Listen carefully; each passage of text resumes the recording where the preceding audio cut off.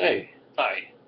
I just thought I would get online and talk a little bit about what's going on in my head. It's just kind of an overview. I thought I'd ramble for a while, just kind of as a catch me up, as just thoughts on my mind and so forth. So why not? Why not?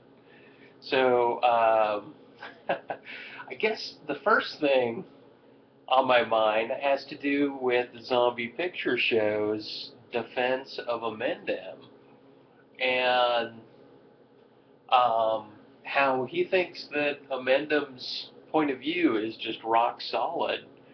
And it's so interesting that Piro's got a list of anti-antinatalists that have been producing arguments that go and run counter to Amendem's philosophy.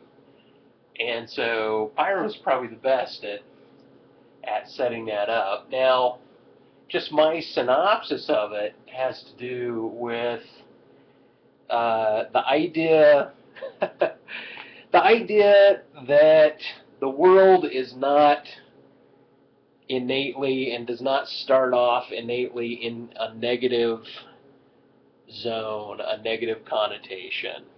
That first and foremost there's presence, there is isness. Isness predominates over the connotation of positivity or negativity. And so first thing you do, you wake up in the morning, if you have chronic pain, like I have chronic pain, or other people who have lost limbs, they don't say that pain is bad. They don't. They say pain just is. And they start off with pain just is. There is the isness of your being that is the first thing that you wake up to, that you analyze, and then on top of that you apply negative connotations.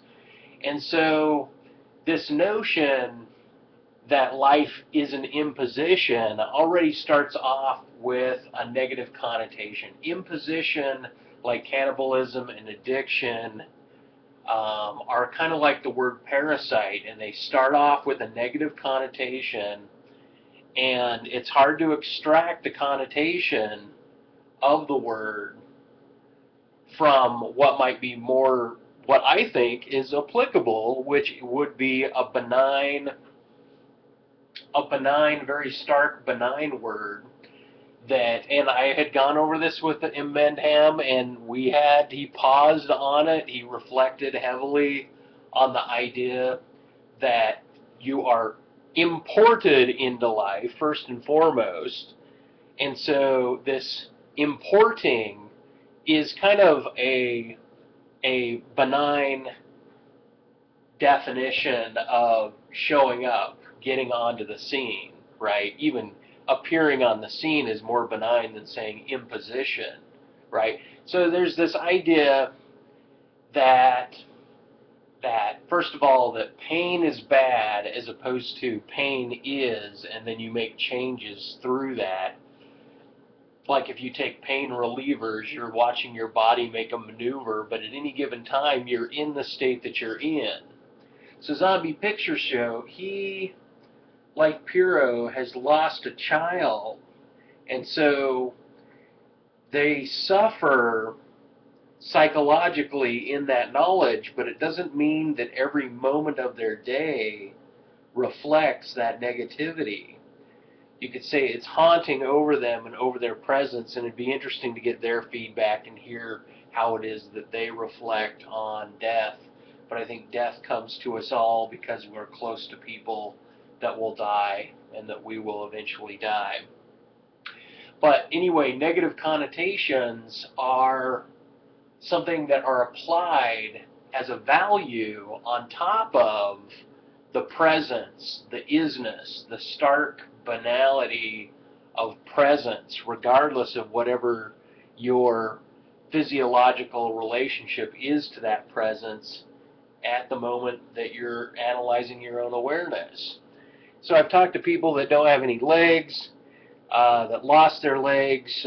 I've been in severe pain, crushed bones my whole life, broken my spine several times, and I'm the one that's advocating the notion that pain just is, because first and foremost, you accept your presence no matter what degree of suffering it is, and then you apply definition on top of that. Okay, so anyway, I've belabored that. And that to me is fundamental against the antinatalistic or the euphemistic notion of the negativity of life. The value placement is not something that one's, according to gray text, would be in a subjective application to the life. Now, I like Luddite Returns, and thanks for getting that art, buddy.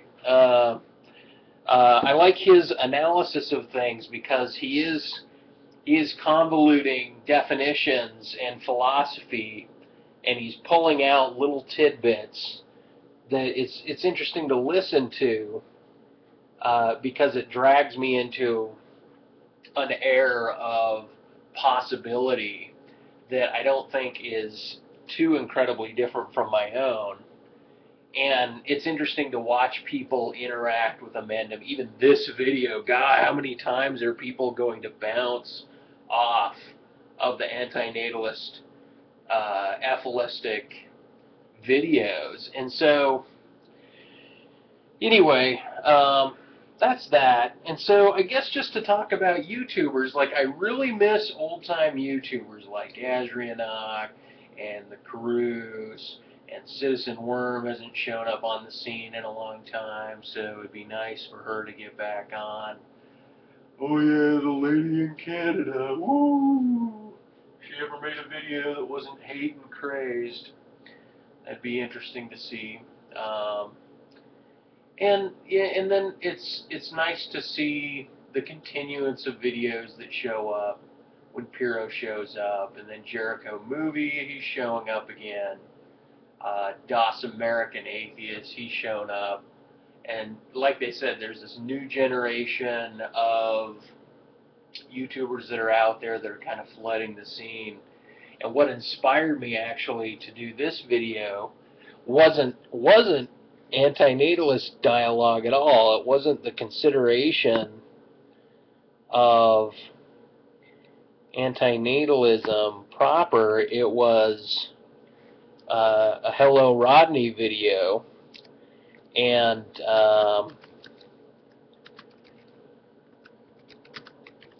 let's see, and he was doing a dance, and so what I wanted to do was I wanted to dance a little bit to David Bowie's video and hope that other people might want to dance a little bit also. And then I'll link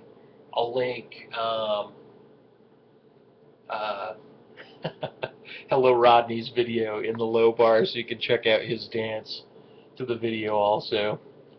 And we'll see how this goes. Okay. Ooh, I better.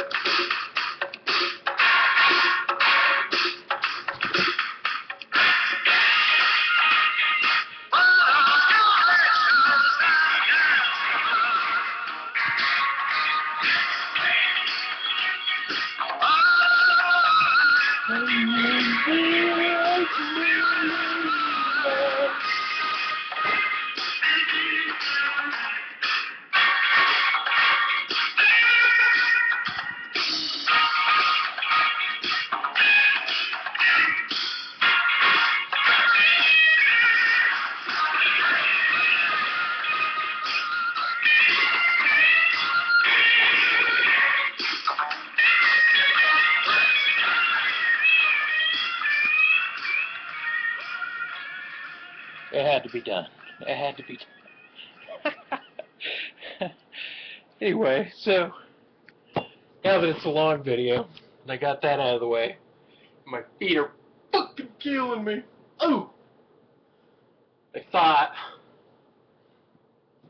well, I dose myself that I talk a little bit more to Eric Orwell and his ambitions of white nationalism and racial superiority based on IQ tests and so forth. It's a noted fact that when young urban black males move, they move up through the grades and they're caught up with everybody else until they reach about 7th or 8th grade, and in which that point a large majority of them drop out.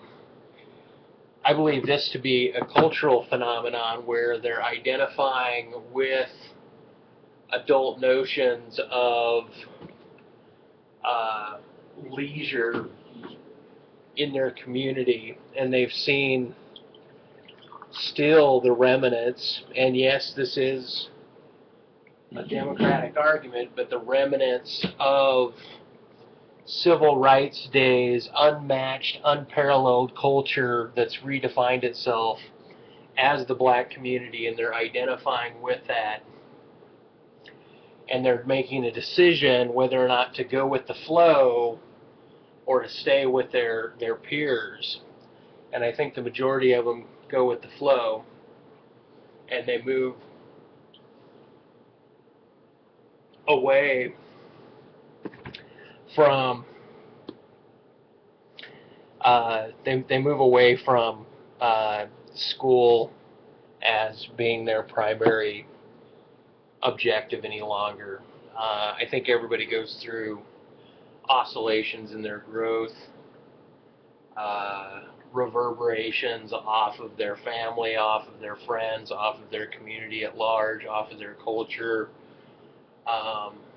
This notion that Africans have a lesser IQ because their genetic history did not allow for variation of adaptation through these admixes that go up and circulate in the Euro and Asian continents and then come back down into Africa and then out again.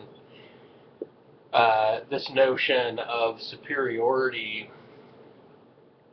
is still based on a definition of what it is to live in this culture, and Eric Orwell keeps wanting to say that the culture is based on a European intelligence test, a European culture. And of course they're not fitting into that because it's set that way. But I think it's more of them identifying with the remnants of the culture of their forefathers, their forebears.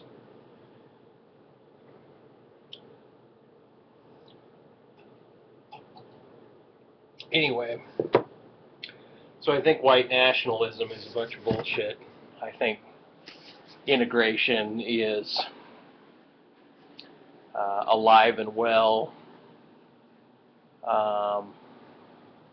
to the extent that it occurs, and I think that that's to be welcomed with all genetic variations of individuals.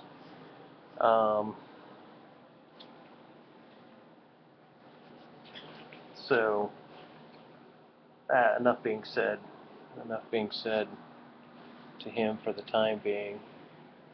I don't know what else I wanted to go over. I guess I could do a little bit of a tour in the video because I'm only at a mere 17 short minutes of rambling.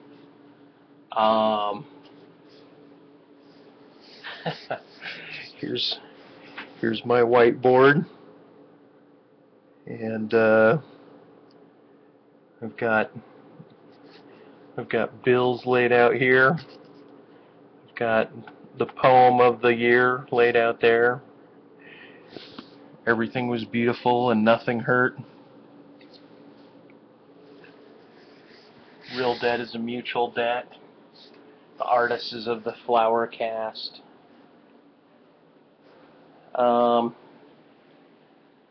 Yeah, I don't know. I finished this painting, right, and it was a graveyard serenade, and I got the idea off of this rock poster that I saw, and then, so I go to post it on Facebook, and I noticed that my cousin's wife's mom has just died, and she was like the post right under mine, so I really felt,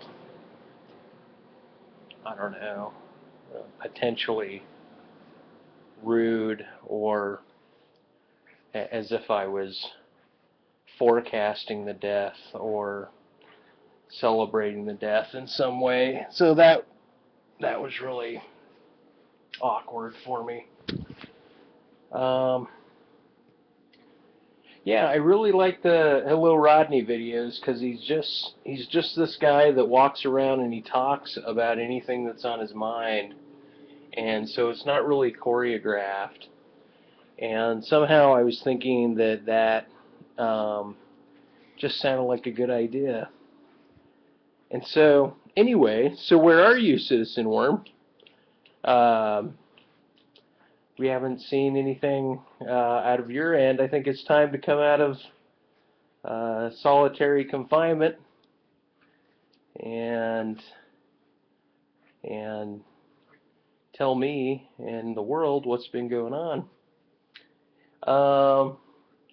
Yeah, I'm trying to figure out what I should paint next. I get stalled, and then I get ripped away. I have to rip myself away from the art and actually start dedicating myself towards a project that has nothing to do with the art, and it antagonizes my instincts to do art.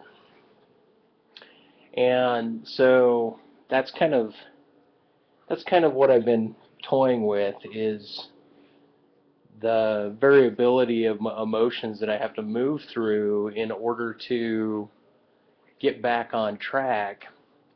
And I realize I'm a bricoleur, I'm a jack of all trades in a lot of ways, especially when it comes to variation in art and doing different styles of art. That to get on track and stay consistent, I have to go through this process.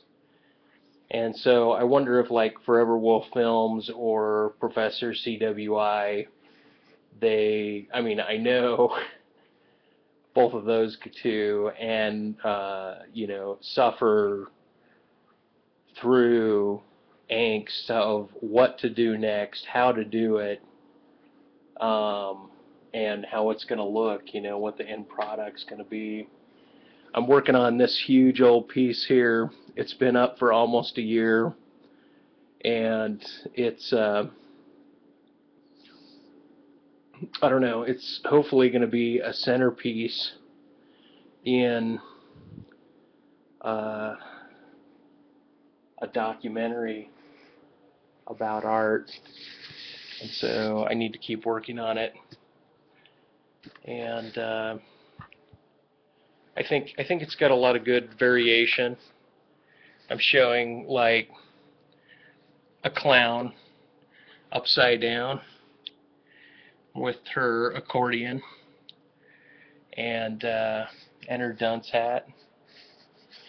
And so I've been playing on themes, mirror image themes with this piece. Other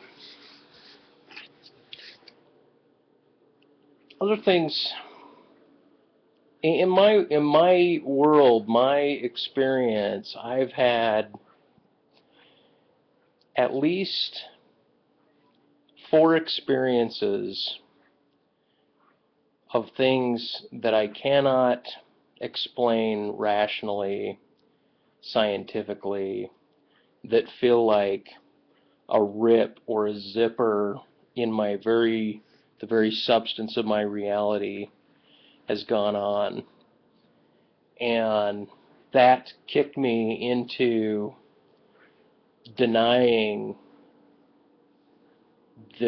not denying experience, but denying my currently held paradigms about what it is that is considered real in this world. And it's definitely pulled at my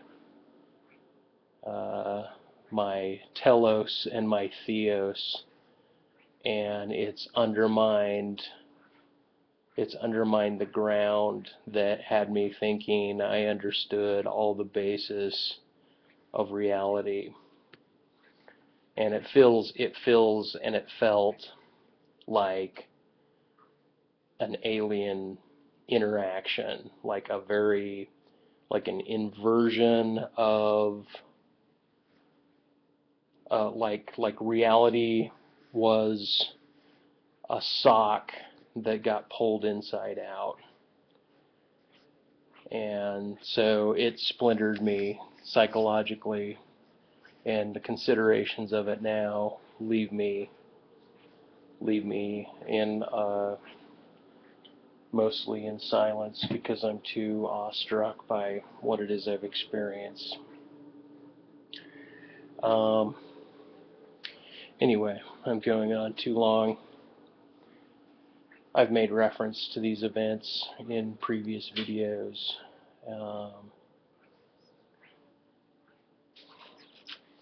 So anyway, this is my studio. Got a mermaid behind me who reminds me of an old girlfriend. I've got this blowhard clown who reminds me of Eric Orwell.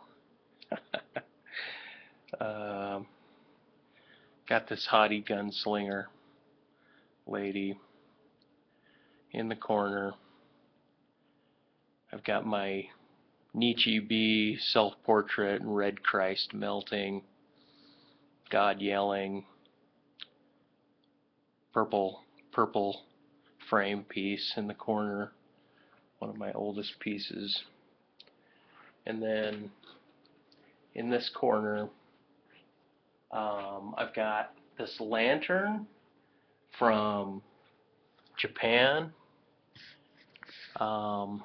It's hard to see. I don't have a lot of clear walkway right now, but there's a lantern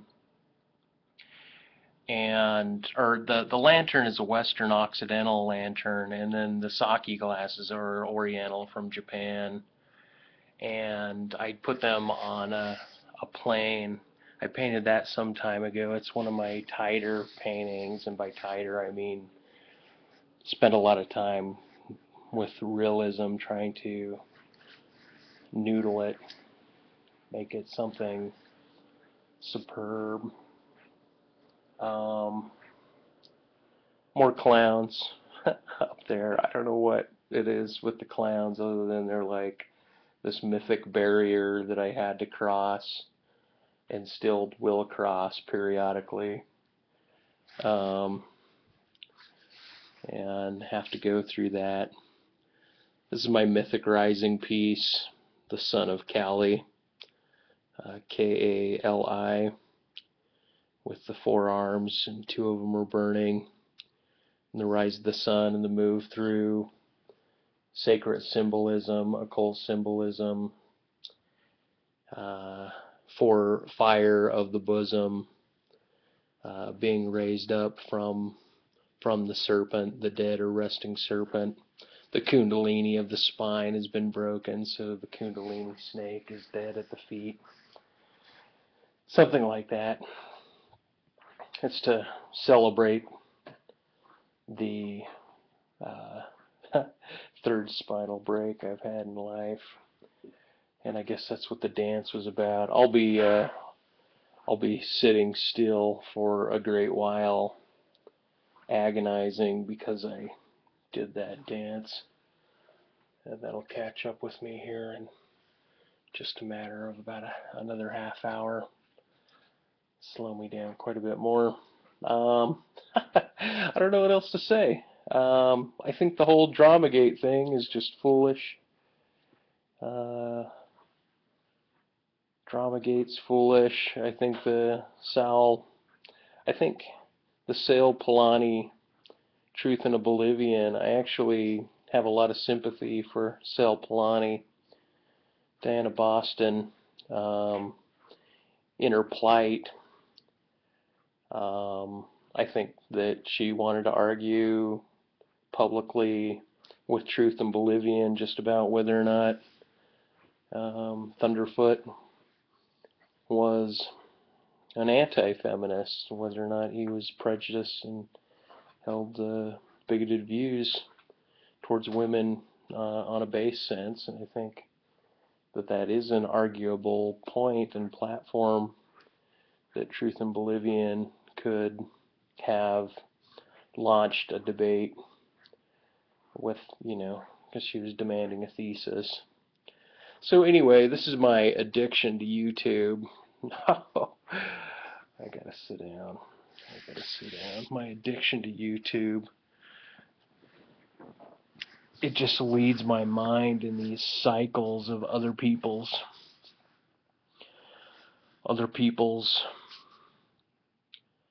catharsis, and